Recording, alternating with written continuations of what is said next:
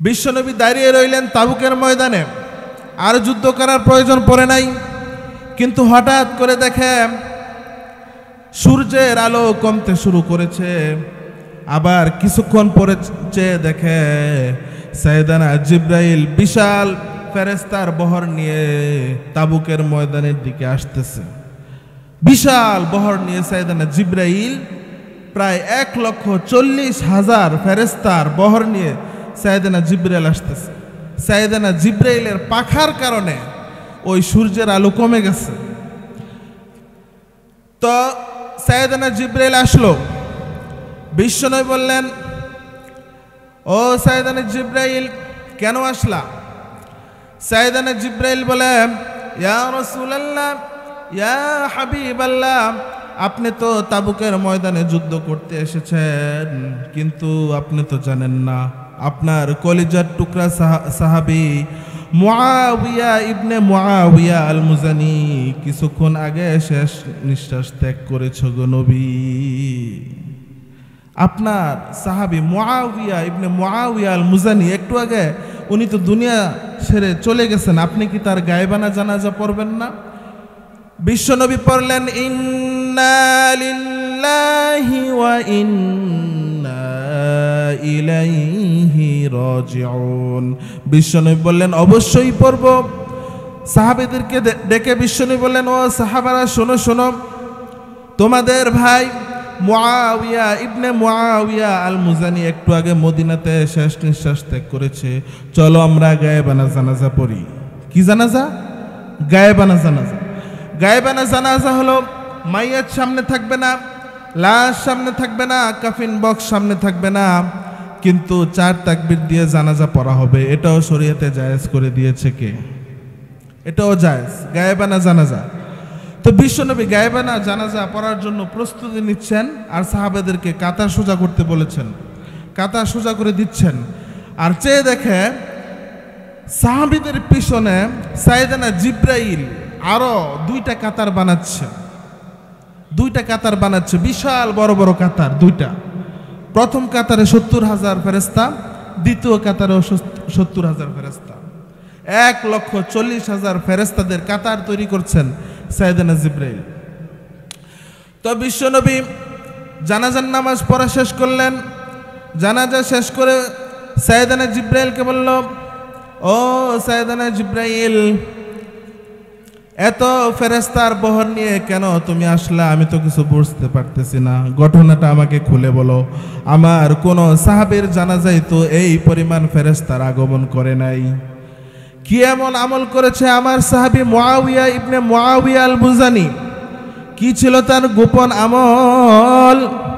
কোন আমলের কারণে তার খবরটা আল্লাহর আরশের উপর পৌঁছে গিয়েছে?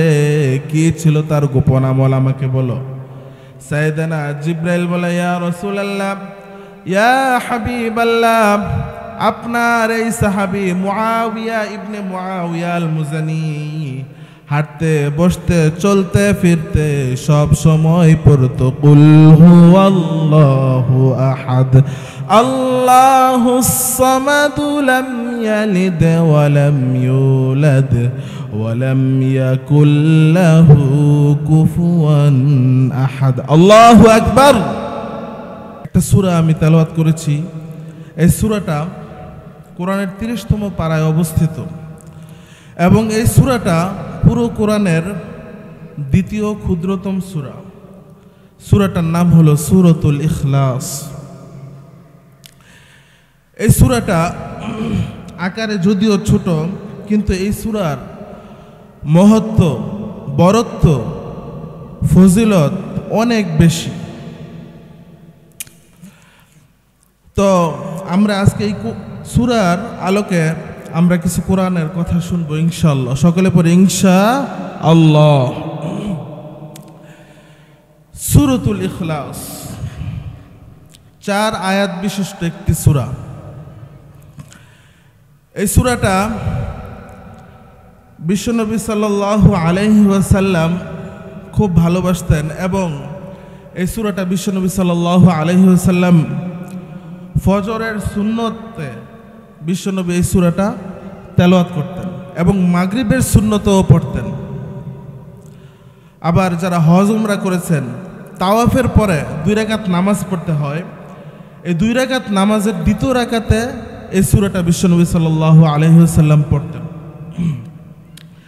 এই সূরার নাম দেওয়া হয়েছে সূরাতুল ইখলাস। আর এই সূরাটার আরও 3টা নাম রয়েছে। আরও কয়টা নাম রয়েছে? আরও 3টা নাম রয়েছে। 1 নম্বর হলো সূরাতুত তাওহীদ, 2 নম্বর হলো সূরাতুল মারিফা, 3 নম্বর হলো সূরাতুস সমাদ।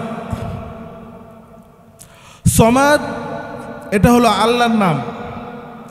সমাদ, আল্লাহ তাআলার অনেক নাম রয়েছে, 99টি নাম রয়েছে। সেই 99টা নামের মধ্যে থেকে একটা নাম হলো সমাদ। আল্লাহর নাম হলো সমাদ। আর এর বিপরীতে আমরা জানি যে মূর্তির নাম হলো সনম। মূর্তির নাম হলো কি? সনম। তো জাহিলি যুগে একজন মূর্তি পূজারী ছিল, তার মূর্তির নাম ছিল সনম। সেই মূর্তিটাকে বড্ড ভালোবাসত, সব সময় নিজের কাছেই রাখত, যেখানে যেত সাথে করে নিয়ে যেত। এই মূর্তির কাছে দোয়া করত, প্রার্থনা করত। এই মূর্তিটাকে অনেক ভালোবাসত। আর এই মূর্তির জিকির করত, বলতো সনম সনম সনম। একবার এই ব্যক্তি কোনো একটা কাজে এই মূর্তিটাকে রেখে কোনো একটা কাজে গেল। তো ফিরে এসে দেখে মূর্তিটা গোসল হয়ে আছে। কি হয়ে আছে? গোসল হয়ে আছে। মূর্তির গায়ে পানি। মূর্তির গায়ে পানি। সে তো অবাক হয়ে গেল, মূর্তির গায়ে পানি আসলো কোত্থেকে? নিশ্চয় এটা বরকতের পানি। সে তো মূর্তিটাকে খোদা মনে করত। সে মনে করতো এটা আমার খোদা। তো খোদার গায়ে যেহেতু পানি, নিশ্চয় এটা বরকতের পানি না হয়ে যাবে না। He thought it could be the water of mercy and blessings. Since it is my Lord, since He is my God, it could be the water of mercy and blessing and barakah. খোদার গায়ে যেহেতু পানি, এটা বরকতের পানি না হয়ে যাবে না। He started to suck it. এখন বরকতের পানি মনে করে সে জিহ্বা দিয়ে চাটতে শুরু করছে। এখন দেখে যে এটা কেমন যেন লোনা লোনা লাগে, লোনতা লোনতা লাগে। সে কয়, খোদার গায়ের পানি, এটা তো মিষ্টি হওয়ার কথা, এটা লোনা লাগে কেন? লোনতা লোনতা লাগে কেন? ঘটনা কি? সে ডানে বায়ে তাকিয়ে খুঁজতে লাগলো ঘটনা কি, কারণ কি। চেয়ে দেখে হাদিসে এসেছে সালাবান, 2টা খ্যাকশিয়াল। 2টা কি? খ্যাকশিয়াল। ওই 2টা খ্যাকশিয়ালের একটা খ্যাকশিয়ালের থেকে এখনো ওই রহমত পড়তেছে। বুঝেন নাই? পেশাব পড়তেছে।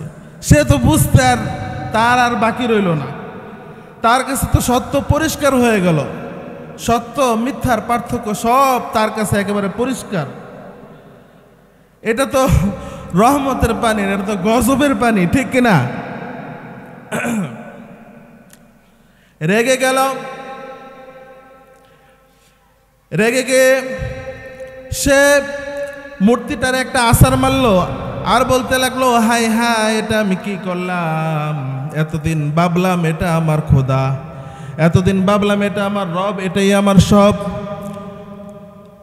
এতদিন এটার কাছে কত কিছু চাইলাম, কত আদর করলাম, কত কিছু এটার কাছে চাইলাম, দোয়া করলাম। আমি ভেবেছি মৃত্যুর সময় এই খোদাই আমারে আরাম দিবে, মৃত্যুর পরবর্তী জীবনে এই খোদাটাই আমারে স্বর্গে পাঠাবে। কত ভালোবাসলাম এইটারে। আজকে একটা খ্যাকশিয়ালের পেশাবের পানি থেকে সে নিজেকে বাঁচাইতে পারলো না, কেমন করে আমাকে জাহান্নামের আগুন থেকে বাঁচাবে? ঠিক না? রেগে গেল। ভাঙ্গা মূর্তিটা হাতে নিয়ে এসে বিশ্বনবীর দরবারে চলে গেল। গিয়ে বলল, ও আব্দুল্লাহর বেটা মুহাম্মদ, এতদিন আমি বুঝি নাই, আমি বুঝতে পারি নাই। এতদিন তুমি যেই কালিমার দাওয়াত দিয়েছ সেটাই হলো আসল দাওয়াত, ঠিক কিনা? ঝিনুকের ভিতর লুকিয়ে থাকে যেমন মতি, ঝিনুকের ভিতর লুকিয়ে থাকে যেমন মতি, কালমা শাহাদাতে আছে আল্লাহর জ্যোতি, কালমা শাহাদাতে আছে আল্লাহর জ্যোতি। সবাই পড়েন, ঝিনুকের ভিতর লুকিয়ে থাকে যেমন মতি, ঝিনুকের ভিতর লুকিয়ে থাকে যেমন মতি, কালমা শাহাদাতে আছে আল্লাহর জ্যোতি, কালমা শাহাদাতে আছে আল্লাহর জ্যোতি। আল্লাহু আকবার। সে রেগে গেল, রেগে মেগে মূর্তিটারে আছাড় মেরে ভেঙে ফেললো। ভাঙ্গা মূর্তিটা হাতে নিয়ে বিশ্বনবীর দরবারে এসে বলল, ও আব্দুল্লাহর বেটা মুহাম্মদ, এতদিন আমি বুঝি নাই, এতদিন আমি বুঝতে পারি নাই, আজকে সত্য আমার কাছে প্রকাশ হয়ে গিয়েছে। হক বাতিলের পার্থক্যটা আমি ভালোভাবে বুঝতে পেরেছি। আমি ভেবেছিলাম এটাই আমার খোদা, এটাই আমার রব, এটাই আমার সব, এটাই আমার সব কিছু, কিন্তু আজকে বুঝতে পারলাম এটার কোনো ক্ষমতা নাই। এটা আমার ভাগ্য কেমন করে পরিবর্তন করে। সে তো নিজেকেই একটা পেশাবের পানি থেকে বাঁচাইতে পারে না। আর আমি মূর্তির পূজা করতে চাই না, আমারে তুমি পড়িয়ে দাও লা ইলাহা ইল্লাল্লাহু মুহাম্মাদুর রাসূলুল্লাহ সাল্লাল্লাহু আলাইহি ওয়াসাল্লাম। তো এটা সমাদের সূরা। এই সূরার অনেক ফজিলত, অনেক বরকত। এই সূরাটা বিশ্বনবী সাল্লাল্লাহু আলাইহি ওয়াসাল্লাম বলেছেন, কোরআনের 3 ভাগের 1 ভাগ রয়েছে এই সূরার মধ্যে। তার মানে আপনি যদি সূরাতুল ইখলাস একবার তেলাওয়াত করেন, 10 পারা কোরআন শরীফ পড়ার সওয়াব আপনার আমলনামায় লিখে দিবে কে? যদি 2 বার পড়েন 20 পারা কোরআন শরীফ তেলাওয়াত করার সওয়াব আমলনামা লেখা হয়ে যাবে। 3 বার পড়লে 30 পারা। আবার কোন কোন ব্যাখ্যাকারীগণ বলেছেন না না, এটা বোঝানো হয় নাই যে একবার পড়লে 10 পারা। আসলে বোঝানো হয়েছে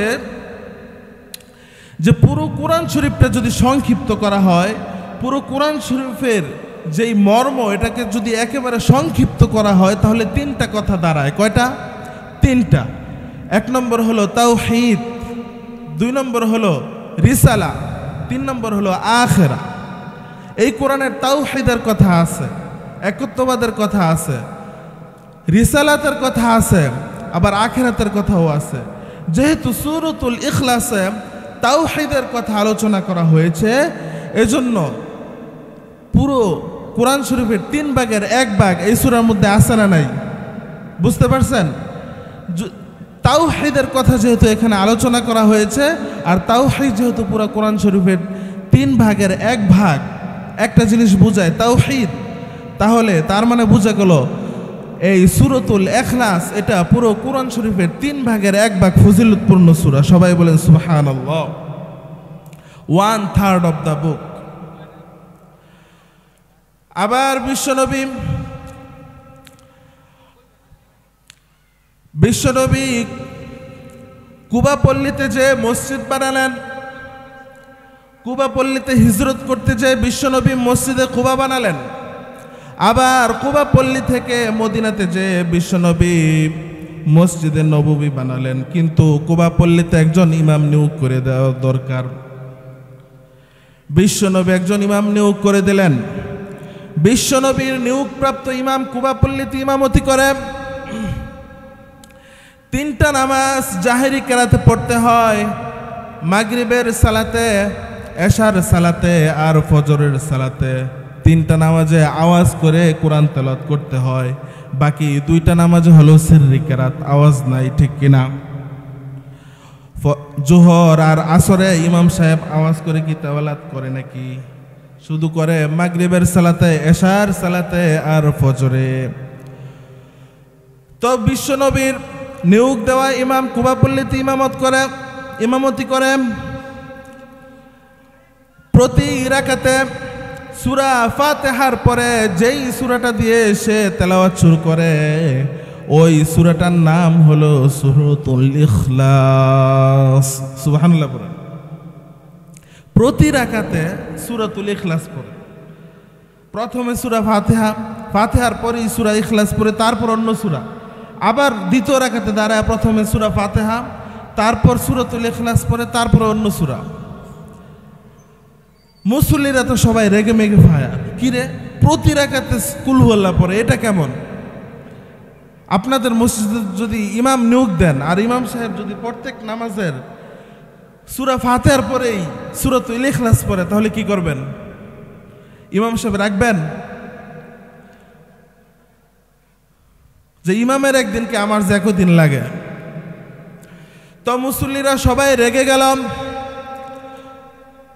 কিন্তু নিয়োগ দিয়েছে বিশ্বনবী, এজন্য তারা বাতিল করার ক্ষমতা রাখে না। সবাই বিশ্বনবীর কাছেই চলে গেল, গিয়ে বলল, ইয়া রাসূলুল্লাহ, ইয়া হাবিবাল্লাহ, সবাই মিলে কষ্ট করে আপনার নিয়ে আমরা মসজিদটা বানালাম, আপনার নিয়োগ দেওয়া ইমাম পেয়ে আমরা খুশি হলাম, কিন্তু ইমাম সাহেব মাগার কুল হুয়াল্লাহ ছাড়া আর কোনো সূরা পড়ে না। বিশ্বনবী বলে, তাই নাকি? সূরাতুল ইখলাস ছাড়া আর কোনো সূরা পড়ে না? সবাই বলে, জি না। বিশ্বনবী বললেন, ডেকে আনো। ওই নিয়োগ দেয়া ইমাম আসলো। বিশ্বনবী বললেন, তোমাকে আমি কুবাপল্লীতে ইমাম বানিয়েছি, বাতিল করার ক্ষমতা ওরা রাখে না, এজন্য আমার কাছে এসেছে। আমি জানতে চাই ঘটনা কি বলো তো। তুমি প্রতি রাকাতে সূরা ফাতিহার পরে প্রথমেই সূরা ইখলাস পড়ো কেন? ওই সাহাবীর সোজা সাপটা উত্তর, এই সূরাটারে আমি বড্ড ভালোবাসি গো নবী। বিশ্বনবী বললেন, কেন ভালোবাসো? ওই সাহাবী বলল, ফিহি সিফাতুর রহমান, এই সূরার মধ্যে আমার আল্লাহর পরিচয় পাওয়া যায়। আল্লাহ তাআলা নিজের পরিচয়টা এত সুন্দরভাবে এই সূরার মধ্যে দিয়েছে গো নবী। পুরো কোরআনে কোনো আয়াতে কোনো সূরার মধ্যে আল্লাহর এত সুন্দর আমি খুঁজে পাই না, এত সুন্দর পরিচয় আমি খুঁজে পাই না। যেহেতু এই সূরার মধ্যে আমার রব রহমানের পরিচয় এই সূরার মধ্যে পাওয়া যায়, এজন্য এই সূরাটার আমি বড্ড ভালোবাসি, নামাজে পড়ি। সুবহানাল্লাহ। বিশ্বনবী বলেন, তোমার এই অভ্যাস পরিত্যাগ করার দরকার নাই। যতদিন তুমি নামাজ পড়াবা, যতদিন তুমি মসজিদে ইমাম থাকবা, তুমি তোমার এই আমল চালু রাখবা। এই ইখলাস প্রতি রাকাতেই তুমি পড়বা। এই ইখলাসের প্রতি ভালোবাসা কিয়ামতের দিন তোমাকে জান্নাতে ঢুকিয়ে দিবে। সুবহানাল্লাহ। ছোট সূরা, কিন্তু মর্যাদা কম না বেশি? বেশি, অনেক বেশি। এরপর নবম হিজরি বিশ্বনবী চলে গেলেন তাবুকের ময়দানে। বিশ্বনবী তাবুকের ময়দানে চলে গেল। বিশ্বনবী যেই যুদ্ধগুলোর মধ্যে নিজে পরিচালনা করেছেন, উপস্থিত থেকে নিজে লিড দিয়েছেন, ওইটাকে বলা হয় গজওয়া। আর যেই যুদ্ধের মধ্যে বিশ্বনবী নিজে পরিচালনা করতে পারেন নাই, ওনার সৈন্যবাহিনী পাঠিয়েছেন, মিলিটারি পাঠিয়েছেন, ওই যুদ্ধগুলোকে বলা হয় সারিয়া। তো তাবুক ছিল গজওয়া, গজওয়াতুর রাসূল সাল্লাল্লাহু আলাইহি ওয়াসাল্লাম। বিশ্বনবী তাবুকের ময়দানে চলে গেল, কিন্তু বিশ্বনবী আসার খবর পেয়ে কাফের মুনাফিকের সব আন্ডা বাচ্চারা দৌড়। যত কাফের মুশরিক সবাই বিশ্বনবীর আগমনের খবর পেয়ে সবাই দৌড়ে পালিয়ে গেছে। আর যুদ্ধ করা লাগে নাই, যুদ্ধ ছাড়াই বিজয়। না চাই মেঘ, না চাই তো বৃষ্টি, যুদ্ধ ছাড়াই বিজয় লাভ করেছেন বিশ্বনবী। বিশ্বনবী খুশি হয়ে গেল, আল্লাহর দরবারে শুকরিয়া আদায় করল। বিশ্বনবী দাঁড়িয়ে রইলেন তাবুকের ময়দানে, আর যুদ্ধ করার প্রয়োজন পড়ে নাই। কিন্তু হঠাৎ করে দেখে সূর্যের আলো কমতে শুরু করেছে। আবার কিছুক্ষণ পরে চেয়ে দেখে সাইয়েদানা জিবরাইল বিশাল ফেরেশতার বহর নিয়ে তাবুকের ময়দানের দিকে আসতেছে। বিশাল বহর নিয়ে সাইয়েদানা জিবরাইল প্রায় 1,40,000 ফেরেশতার বহর নিয়ে সাইয়েদানা জিবরাইল আসতেছে। সাইয়েদানা জিবরাইলের পাখার কারণে ওই সূর্যের আলো কমে গেছে। তো সাইয়েদানা জিবরাইল আসলো। বিশ্বনবী বললেন, ও সাইয়েদানা জিবরাইল, কেন আসলা? সাইয়েদানা জিবরাইল বলে, ইয়া রাসূলুল্লাহ, ইয়া হাবিবাল্লাহ, আপনি তো তাবুকের ময়দানে যুদ্ধ করতে এসেছেন, কিন্তু আপনি তো জানেন না আপনার কলিজার টুকরা সাহাবী মুআবিয়া ইবনে মুআবিয়া আল মুজানি কিছুক্ষণ আগে শেষ নিঃশ্বাস ত্যাগ করেছে গো নবী। আপনার সাহাবী মুআবিয়া ইবনে মুআবিয়া আল মুজানি একটু আগে উনি তো দুনিয়া ছেড়ে চলে গেছেন, আপনি কি তার গায়েবানা জানাজা পড়বেন না? বিশ্বনবী পড়লেন ইন্না লিল্লাহি ওয়া ইন্না ইলাইহি রাজিউন। বিশ্বনবী বললেন অবশ্যই পড়ব। সাহাবীদেরকে ডেকে বিশ্বনবী বললেন ও সাহাবারা শোনো শোনো, তোমাদের ভাই মুআবিয়া ইবনে মুআবিয়া আল মুজানি একটু আগে মদিনাতে শেষ নিঃশ্বাস ত্যাগ করেছে, চলো আমরা গায়েবানা জানাজা পড়ি। কি জানাজা? গায়েবানা জানাজা। গায়েবানা জানাজা হলো মাইয়াত সামনে থাকবে না, লাশ সামনে থাকবে না, কাফিন বক্স সামনে থাকবে না, কিন্তু 4 তাকবীর দিয়ে জানাজা পড়া হবে। এটাও শরীয়তে জায়েজ করে দিয়েছে কে? এটাও জায়েজ, গায়েবানা জানাজা। তো বিশ্বনবী গায়েবানা জানাজা পড়ার জন্য প্রস্তুতি নিচ্ছেন, আর সাহাবাদেরকে কাতার সোজা করতে বলেছেন, কাতার সোজা করে দিচ্ছেন।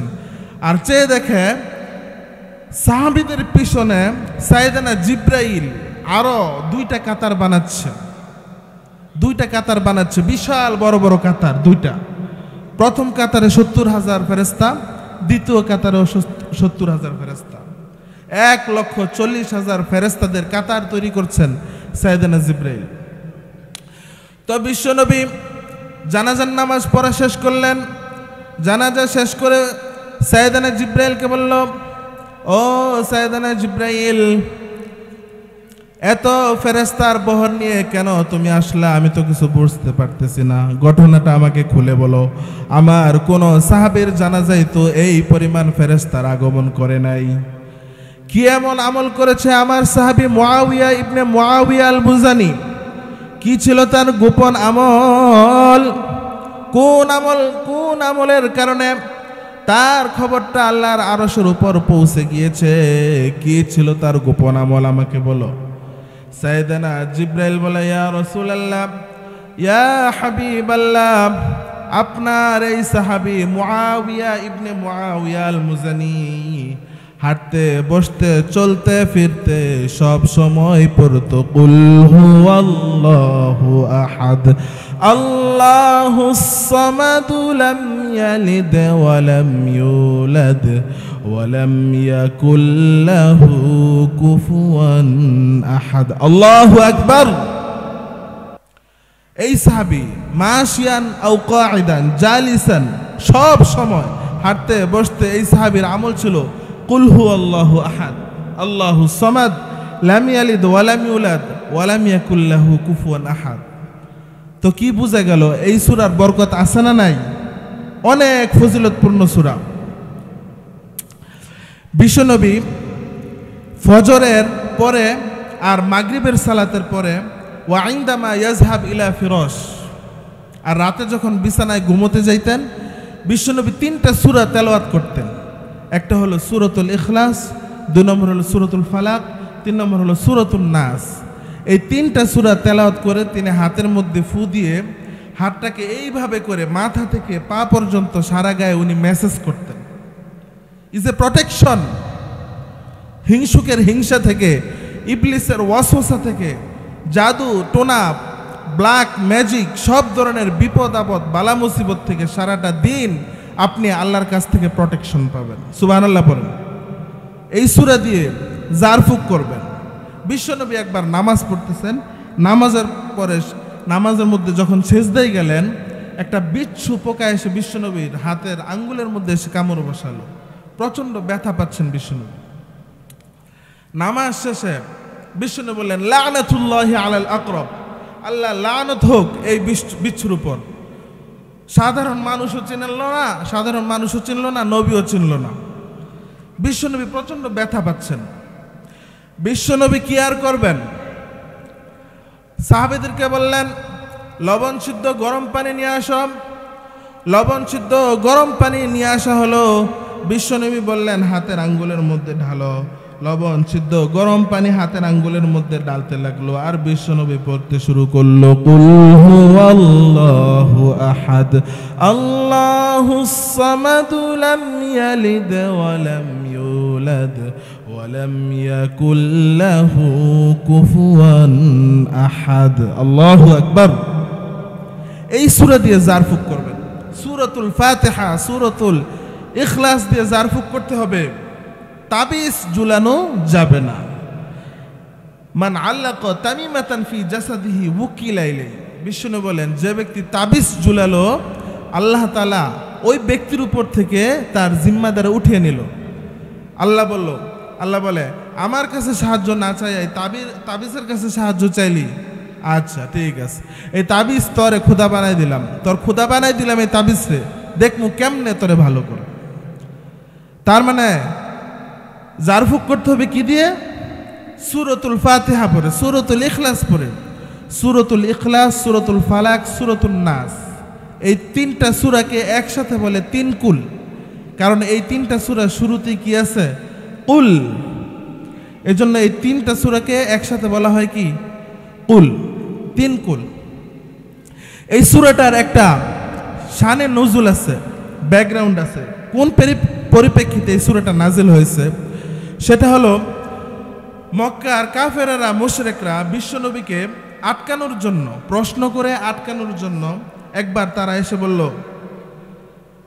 ও মুহাম্মদ উনসুব লানা রব্বাক, তোমার আল্লাহর নসবনামাটা আমাদেরকে একটু বলো। আল্লাহর নসবনামা বুঝেন? তার মানে বংশ পরিক্রমা। যেমন ধরেন আমার নাম হলো মাহফুজ, আমার আব্বার নাম হলো মাসউদ, আমার দাদার নাম হলো রমিজউদ্দিন। তো মাহফুজ ইবনে মাসউদ ইবনে রমিজউদ্দিন এটা হলো কি? আমার নসবনামা। তো এরকম প্রতিটা মানুষের নসবনামা আছে না নাই? প্রত্যেকটা মানুষের নসবনামা আছে। তো বিশ্বনবীর এরকম নসবনামা আছে। মুহাম্মদ ইবনে আব্দুল্লাহ ইবনে আব্দুল মুত্তালিব ইবনে হাশাম ইবনে আব্দে মানাফ ইবনে কিলাব ইবনে মুররা, এরকম করে সবার নসবনামা আছে। তো তুমি যে আল্লাহ আল্লাহ করো, তো তোমার আল্লাহর নসবনামাটা বলো। তার মানে তুমি আমাদেরকে বলো তোমার আল্লাহর আব্বাকে, তোমার আল্লাহর আব্বার আব্বাকে, তোমার আল্লাহর আব্বার আব্বার আব্বাকে। বিশ্বনবী তো রেগে গেল, বিশ্বনবী রেগে গেল। কারণ এমন প্রশ্ন শুনলে রাগ উঠে না? রব্বিক বাইন ইনদানা জিনস রব্বিক, ও মুহাম্মদ তোমার আল্লাহ কি দিয়ে তৈরি? সব কিছুর একটা তৈরি, একটা শুরু আছে। যেমন ধরেন এই চেয়ারটা কাঠ দিয়ে তৈরি, কাঠটা গাছ দিয়ে তৈরি, সব কিছুর একটা তৈরি, একটা শুরু, একটা জিনিস আছে। তো আমরা মানুষ মাটির তৈরি, ফেরেশতারা নূরের তৈরি, জিনেরা আগুনের তৈরি। তো তোমার আল্লাহ কিসের তৈরি আমাকে বলো? তোমার আল্লাহ কি কাঠের তৈরি? তোমার আল্লাহ কি স্বর্ণের তৈরি, হ্যাঁ, নাকি রূপার তৈরি? বিশ্বনবী রেগে গেল। এমন প্রশ্ন শুনে বিশ্বনবী রেগে গেল। সাইয়েদানা জিবরাইল আলাইহিস সালাম সাথে সাথে ওহী নিয়ে আগমন করে বিশ্বনবীকে বললেন, ইয়া রাসূলুল্লাহ, ইয়া হাবিবাল্লাহ, আপনি রেগে যাবেন না। এই কাফের মুশরিকদের প্রশ্নের উত্তরের জন্য আল্লাহ তাআলা চারটা আয়াতের একটা সূরা নাজিল করে দিয়েছে। আপনি তাদেরকে বলে দেন, কুল হুয়াল্লাহু আহাদ আল্লাহুস সামাদ লাম ইয়ালিদ ওয়া লাম ইউলাদ ওয়া লাম ইয়াকুল লাহু কুফুয়ান আহাদ। আল্লাহু আকবার। তো এই সূরাটা আমাদের বেশি বেশি পড়ার দরকার আছে না নাই? বেশি বেশি আমলের দরকার আছে না নাই? ছোট্ট একটা সূরা, এই সূরার মধ্যে আল্লাহর পরিচয় পাওয়া যায়। কুল হুয়াল্লাহু আহাদ, হে নবী আপনি বলে দেন আল্লাহ এক, অদ্বিতীয়। আল্লাহুস সামাদ, আল্লাহ তাআলা অমুখাপেক্ষী। লাম ইয়ালিদ ওয়া লাম ইউলাদ, তিনি কাউকে জন্ম দেন নাই, তিনিও কারো থেকে জন্ম নেন নাই। জন্ম দেনও নাই, জন্ম নেনও নাই, তাহলে বাবা আসবো কোত্থেকে? হুয়াল আউয়াল ওয়াল আখির ওয়াল যাহির ওয়াল বাতিন, তিনি শুরু, তিনি শেষ, তিনি প্রকাশ্য, তিনি গোপন।